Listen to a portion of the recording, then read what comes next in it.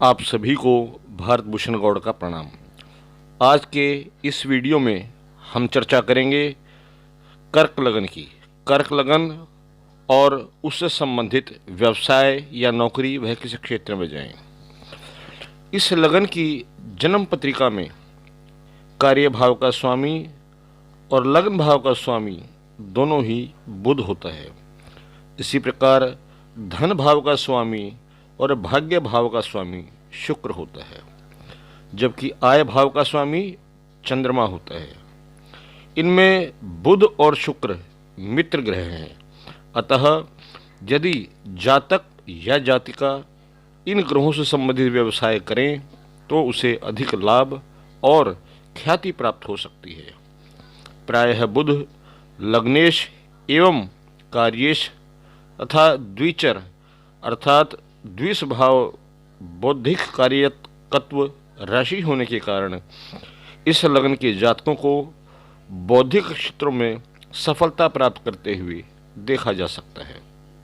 अतः यदि लग्नेश बुध चतुर्थ, पंचम, सप्तम, दशम या एकादश भाव में बैठा हुआ हो तो जातक या जातिका को लेखन, प्रकाशन, पत्रकारिता, समाचार पत्र, दूरदर्शन, दूरसंचार, कोरियर सेवा, डाकतार विभाग, ऑपरेटर्स, टेप रिकॉर्ड एवं उनकी कैसेट का व्यवसाय, संगीत के यंत्र, कॉपर वायरिंग के कार्य, इलेक्ट्रॉनिक्स उपकरण आदि से संबंधित व्यवसायों में सफलता मिलती है।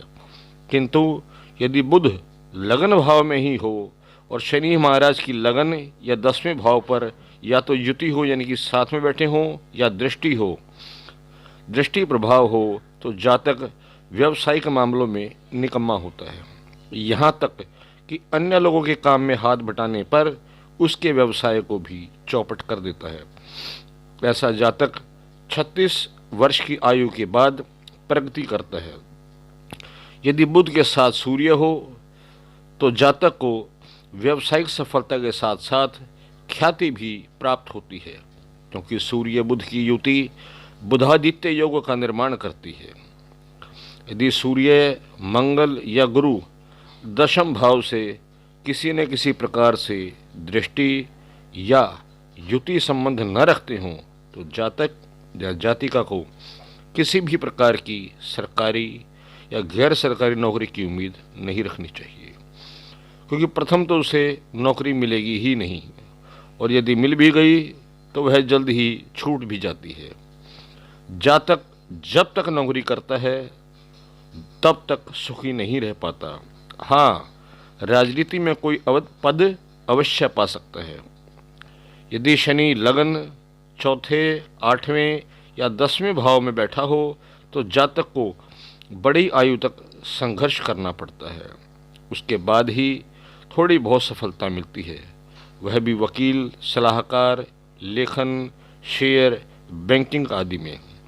लगभग 54 से 56 वर्ष के बाद येन केन प्रकारेण वह गांव, नगर या अपने क्षेत्र का प्रख्यात एवं सम्मानित संपन्न व्यक्ति माना जाता है। यदि दशम या दशमेश पर अर्थात दशम भाव के स्वामी पर चंद्र का प्रभाव हो तो विद्युत उपकरण या कंप्यूटर्स अथवा इलेक्ट्रॉनिक्स के क्षेत्र में सफलता प्राप्त करता है।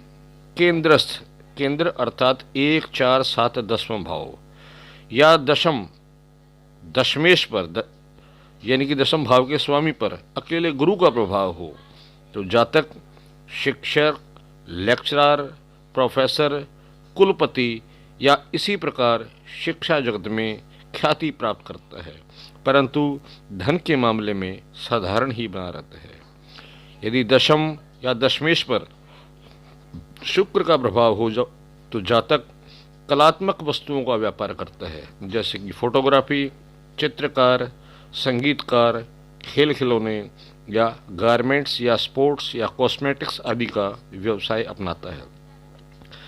यदि 10वें भाव या बुध को मंगल प्रभावित करे तो जातक सरकारी स्तरीय नौकरी करता है, बशर्ते शनि का प्रभाव न हो। यदि राहु, केतु, चंद्र या लगन से केंद्र में हों तथा अन्य एक दो राजयोग भी हों तो जातक राजनीति के माध्यम से समाज सेवा करता है। यदि उपरोक्त ग्रह जिनसे संबंधित व्यवसाय आदि का जिक्र किया गया है अपनी नीच राशि में हों तो जातक या जातिका को उनसे संबंधित व्यापार या नौकरी नहीं करनी चाहिए। उन ग्रहों से संबंधित व्यापार व्यवसाय या नौकरी नहीं करनी चाहिए जो उपरोक्त में से सबसे ज़्यादा पावरफुल और शुभ हों।